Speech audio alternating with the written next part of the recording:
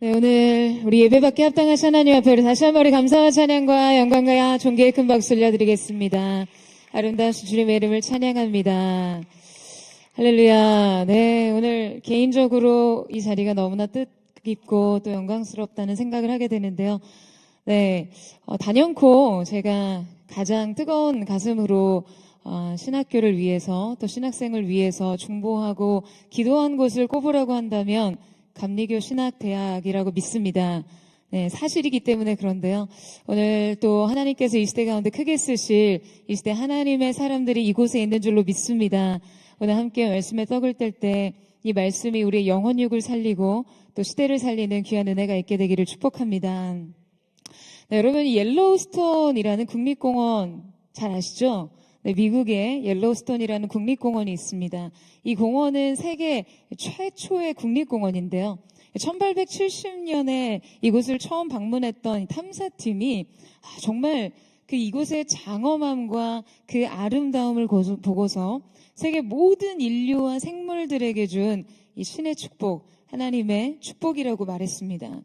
그 이후 국가는 근 한 150년 가까이 이 공원을 보호해 왔는데요. 가끔 이곳에 낙뢰가 떨어짐으로 인해서 발생하는 자연 산불이 일어나곤 했습니다. 어떻게 한번 이 산불이 발생하면 피해 면적이 서울시 전체 면적의 절반가량이 될 정도로 모든 것을 태우고 휩쓸고 지나갔어요.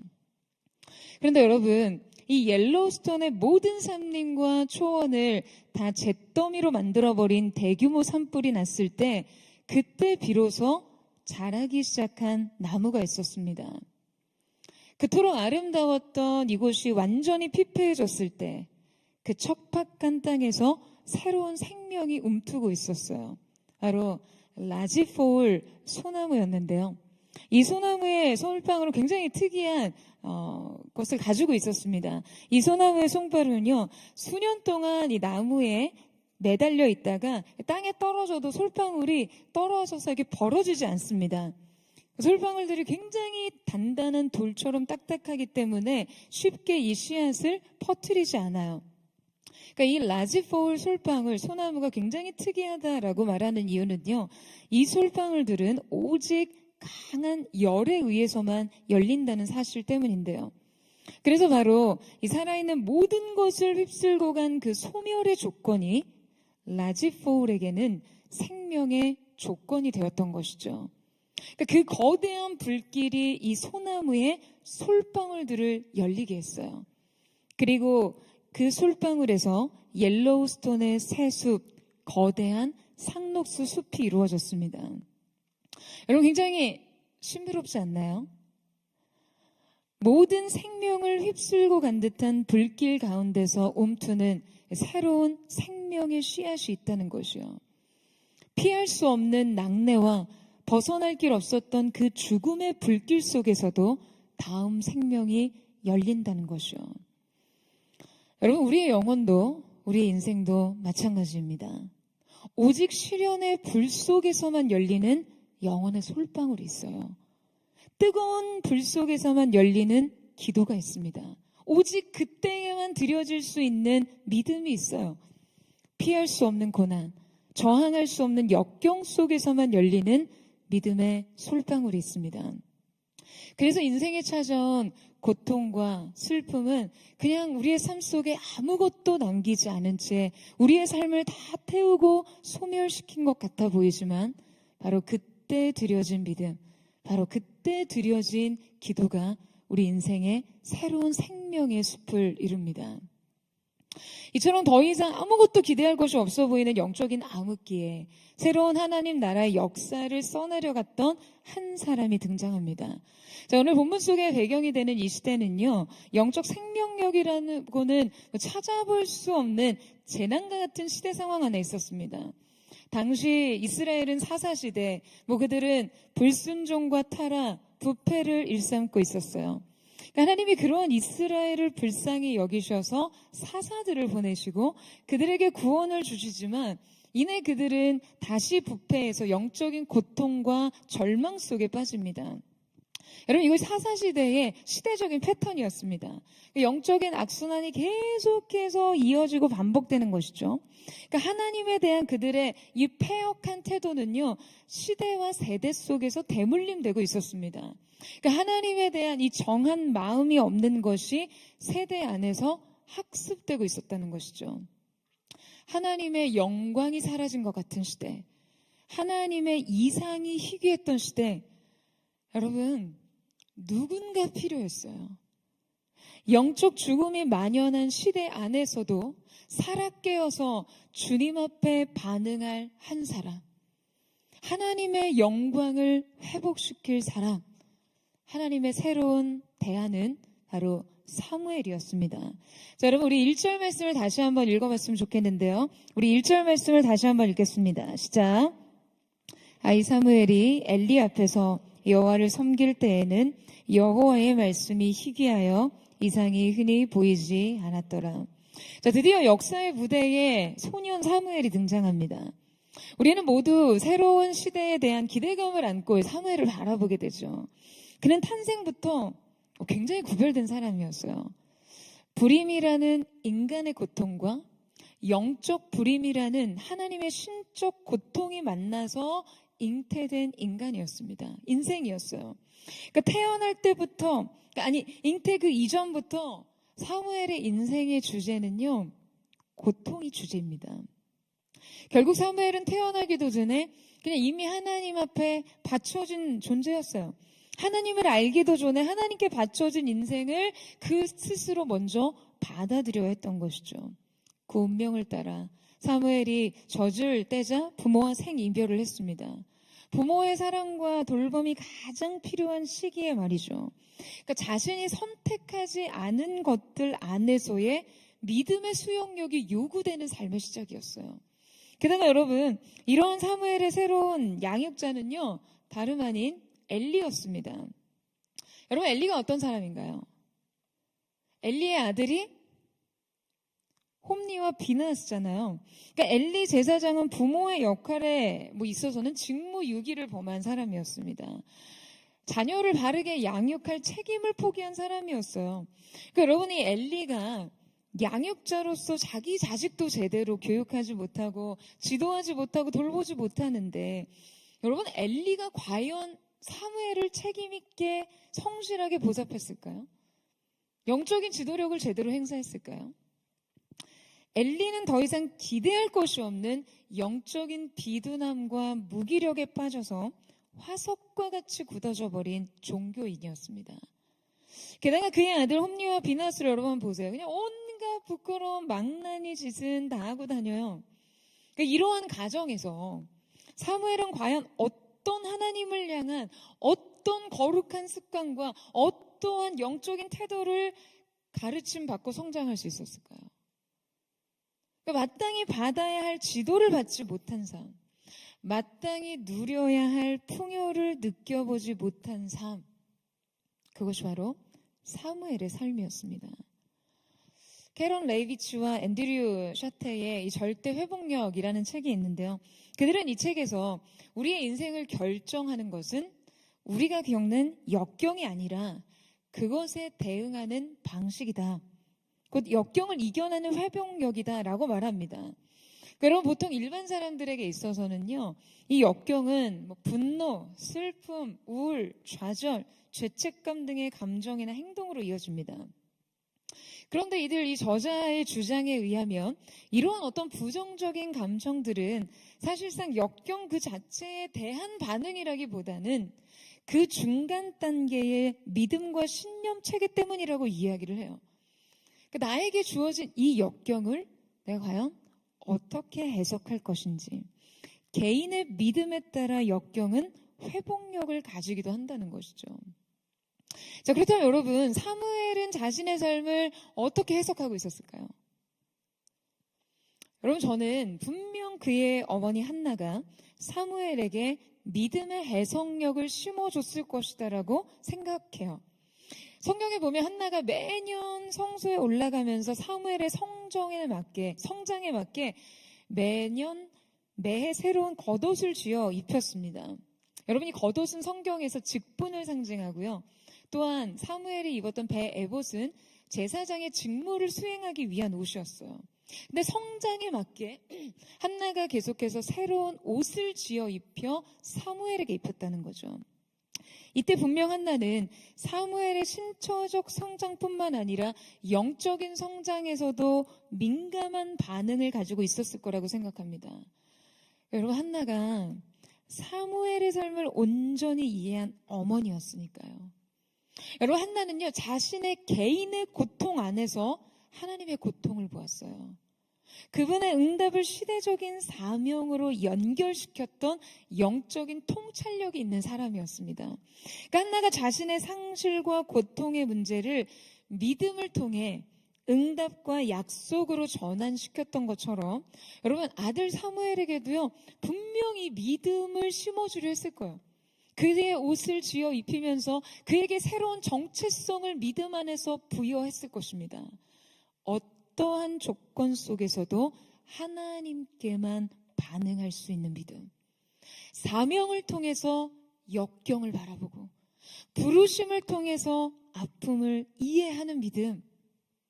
여러분, 인생의 다양한 문제로 인해 갈등을 겪고 있는 때로 이 청년들이 저에게 상담을 하거나 성도들이 상담을 오면요, 어떤 중대한 결정을 내리기 이전에 저에게 많이 물어봐요. 그러니까 인생에 문제가 생길 때 혼란과 방황을 거듭하는 사람들을 보면요, 여러분, 본질이 빠져 있습니다. 본질이 빠져 있으니 번민과 갈등을 하는 거예요. 여러분, 이 본질은 과연 무엇일까요? 이 본질은 약속과 부르심입니다. 여러분, 인생의 약속과 부르심이 인생을 관통하지 않고서는요, 헤쳐나갈 수 있는 많은 문제가 인생에 헤쳐나갈 수 없는 문제들이 비일비재합니다. 인생을 그 자리에 멈춰 서게 하는 문제들이 수없이 발생해요. 약속과 부르심을 빼고 인생을 보면 여러분의 사역 현장, 학업의 현장, 가정의 현장 속에 인생이 비참에 빠질 때가 얼마나 많습니까? 여러분, 우리는 삶을 이렇게 이해해야 합니다.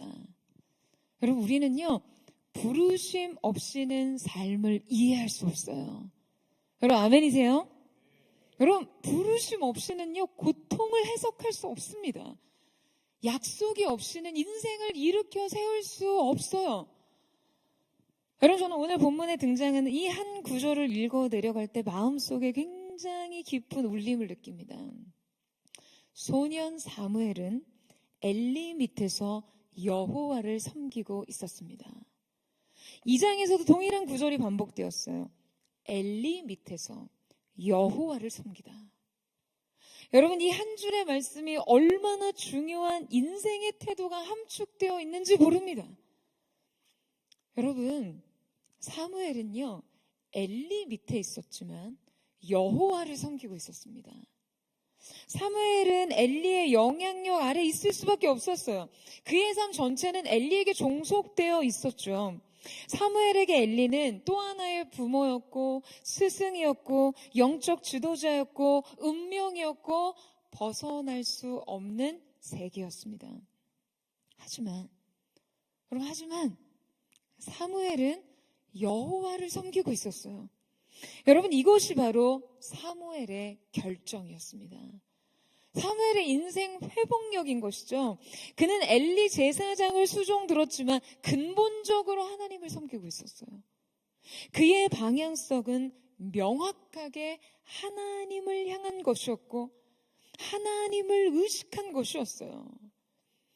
여러분, 인생의 다양한 문제가 우리를 완전히 정복하고자 할 때 끊어낼 수 없는 인생의 습관들, 지배적인 영향력, 그냥 복잡한 이해관계, 그 안에 온갖 고통과 상실을 느끼는 여러분, 우리 자신을 이 말씀 앞에 세우십시오.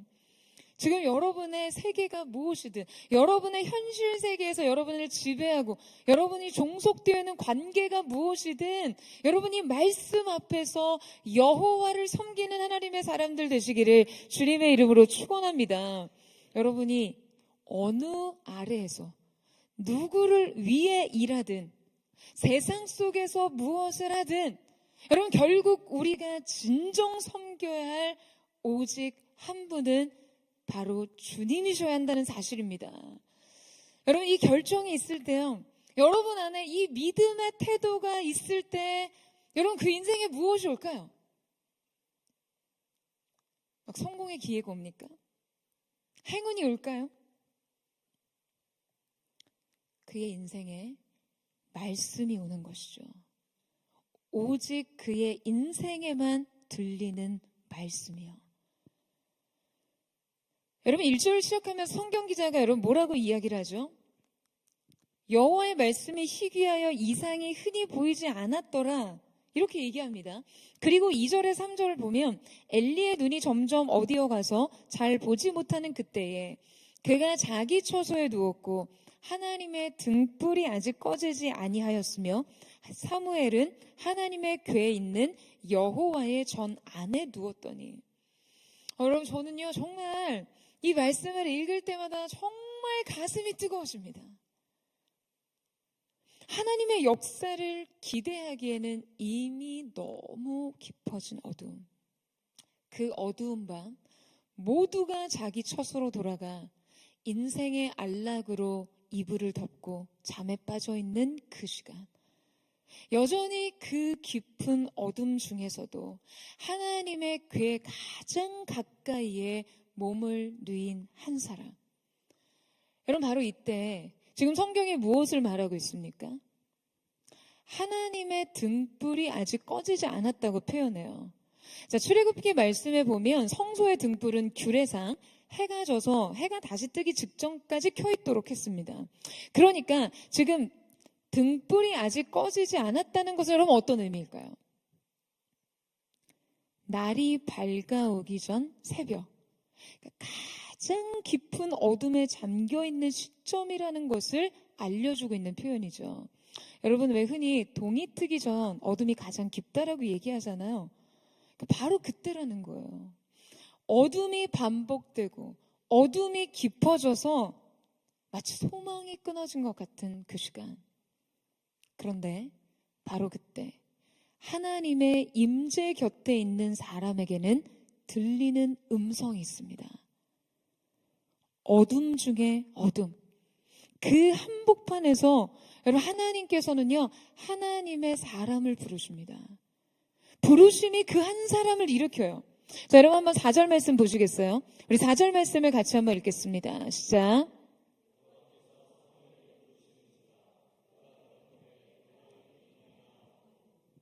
자, 여러분 이 부르심이 지금 무엇을 말하고 있습니까? 들을 사람이 있다면 하나님은 말씀하신다는 거예요. 여러분 많은 사람들이 하나님이 우리에게 이제는 더 이상 말씀하지 않으신다고 해요. 하나님의 개입이 없고 부흥이 끝난 것 같다라고 이야기합니다. 시대가 악하고 어렵다라고 해요. 그러나 여러분 그 시대에 사무엘과 같은 한 사람이 있다면 가장 깊은 어둠을 뚫고 들리는 음성이 있어요. 그 시대에 들을 사람이 있다면 계시가 찾아옵니다. 하나님을 찾는 사람이 있다면 여러분 영광은 나타나게 되어 있습니다. 뜨거운 심령으로 부흥을 구하고 하나님의 얼굴을 갈망하는 자들이 있다면 하나님의 역사는 일어나게 되어 있습니다. 할렐루야. 여러분 이 사실을 믿으세요? 여러분 그렇기 때문에요. 그렇기 때문에 오늘 저와 여러분이 중요한 것입니다. 여러분의 인생에 아무리 외롭고 고독한 시간이 그러한 시간과 어두움을 통과한다 하더라도 여러분이요 하나님 앞에 준비된 드려진 태도가 있다면 중심이 있다면 여러분 그 깊은 시간 주님은 여러분 가까이에 찾아오십니다. 그래서 부르세요. 사무엘아 사무엘아. 주님이 그를 부르십니다. 인생의 가장 깊은 어둠의 시간을 통과할 때라도 하나님의 임재의 궤 곁에 있을 수 있는 사람이라면 여러분 바로 그 사람을 통해 새로운 시간대가 열리는 것입니다. 시대가 아무리 약하고 진리가 무력해지고 교회가 능력을 잃어버린 것 같다 할지라도 여러분, 하나님의 임재 앞에서 하나님의 얼굴을 구하는 한 사람이 있다면 하나님의 새 역사는 시작되는 줄로 믿습니다. 여러분, 사무엘의 이름의 뜻이 뭘까요? 사무엘의 이름의 뜻이 뭔지 아세요? 바로 등불입니다. 그러니 등불이 아직 꺼지지 않았다라는 이 말씀은요, 굉장히 중의적인 의미로 가장 깊은 어두운 시간을 비추던 그 등불에 대해서 표현함과 동시에 지금 그 시간을 밝힐 하나님의 사람이 준비되었다는 것을 말하는 것이죠. 여러분, 너무 가슴 떨리는 말씀 아닙니까? 여러분, 이런 말씀 들으면 가슴이 떨리셔야 돼요. 할렐루야. 하나님의 사람이 시대의 등불이었습니다. 등불이 아직 꺼지지 않았다는 거, 깊은 어둠이 임한 시대에 아직 사명자가 남아있다라는 말이에요. 여러분, 저는 오늘 이 말씀이 바로 감리교 신학대학, 오늘 이곳에 있는 여러분을 향한 하나님의 말씀 한 줄이 되기를 주님의 이름으로 축원합니다. 하나님이 찾으시는 그 한 사람, 바로 그 한 사람이 곧 등불이라는 것이에요. 사랑하는 여러분, 저는 저와 여러분이 이 시대에 아직 꺼지지 않는 등불이 되기를 사모합니다. 재난이 밀어 닥치는 것 같은 시대, 전쟁과 기근의 소식이 끊어지지 않는 시대, 정말 악함이, 부패와 타락이 만연한 이 시대 가운데 여러분, 이 모든 삶의 일부들을요, 시대적인 삶의 일부를 우리는 부분으로 끌어안고 살아갑니다. 몇 년 전 코로나가 지나가는, 그래서 새로이 맞닥뜨렸던 매일의 일상의 당면 과제도 언제나 처음이었지만 위드 코로나의 시간을 지나서 때로운 시대적 국면 앞에서도요, 여러분, 시대의 영적 매뉴얼 또한 모든 것이 처음이에요. 그저 상황에 적응하며 상황에 길들여지며 그냥 이 시간 속에 적당한 안전지대를 찾아 웅크리는 사명자들에게는 여러분, 죄송하지만 내일의 영성은 없습니다. 여러분, 그들에게 내일의 부흥은 없어요.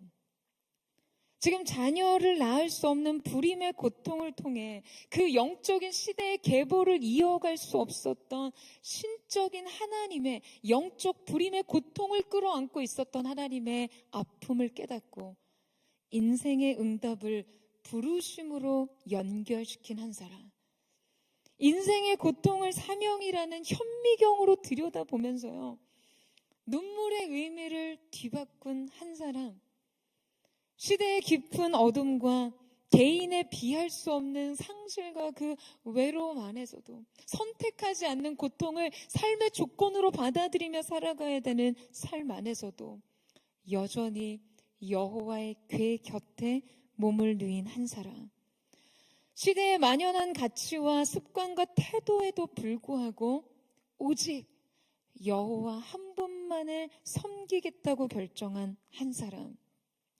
사랑하는 여러분, 저는 오늘 여러분이 바로 그 한 사람이 되시기를 축복합니다. 이 시대의 사무엘이 되세요.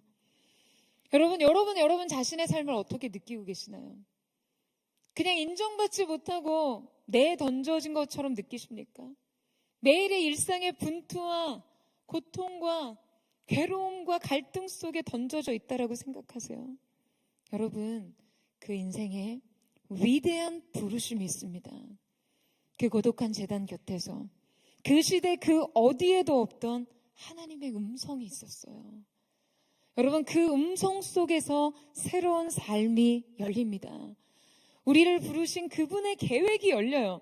여러분, 저는 오늘 여러분이 정말 하나님의 그 음성에 민감한 사람들 되시기를 축복합니다.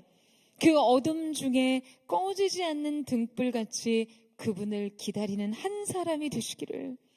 그래서 여러분 때문에 하나님께서 우리 시대에도 다시 말씀하시도록, 여러분 때문에 하나님께서 우리 시대에 다시금 부흥의 불길을 일으키시도록, 그렇게 이 시대의 부흥의 등불, 시대의 등불로 사는 감리교 신학대 모든 학생들 되시기를 주님의 이름으로 축복합니다. 여러분 축원합니다. 새로운 시대를 여십시오. 하나님의 새로운 대안이 되세요. 하나님의 등불로 서십시오. 주님의 말씀이 찾아오시기까지 그 얼굴을 구하며 기다리고 그 말씀이 임했을 때 그 말씀에 인생 전부를 걸 수 있는 영광스러운 하나님의 사람으로서 그 인생을 사는 여러분 되시기를 주님의 이름으로 축원합니다. 우리 함께 기도하겠습니다. 사랑하는 주님, 오늘 여호와의 궤 곁에 섰던 사무엘처럼 시대적 깊은 어두움의 모든 현실의 상황 속에서 나를 지배하는 종속된 삶의 관계와 환경과 현실의 수많은 허다한 문제 앞에서도 오직 여호와 하나님 한 분을 섬기며 그 부르심과 약속 위에 서는 하나님의 사람들이 되기를 원합니다. 오늘 이곳에 있는 하나님의 부르심을 입은 한 사람 한 사람 머리 위에 거룩하신 성령님 주님의 손을 얹으셔서 기름 부어주시고 말씀하여 주시고 이들의 인생을 성령으로 불러 일으켜 이 시대의 부흥의 횃불로 사용하시는 하나님의 놀라운 영광의 도구 되게 하여 주옵소서. 이들의 인생이 하나님 앞에 또한 부르신 시대 앞에서 꺼지지 않는 등불이 되기를 원하오니 거룩하신 주님, 날마다 주님의 임재로 함께 하시고 진리의 말씀이 이들의 심령에 뜨거운 불이 되어 주님을 섬기고 주님 맡기신 사명을 넉넉히 감당하는 거룩한 하나님의 사람들 되게 하여 주시옵소서. 그렇게 함께 하실 주님 앞에 감사와 찬양을 드리며 살아계신 예수님의 이름으로 기도드립니다. 아멘.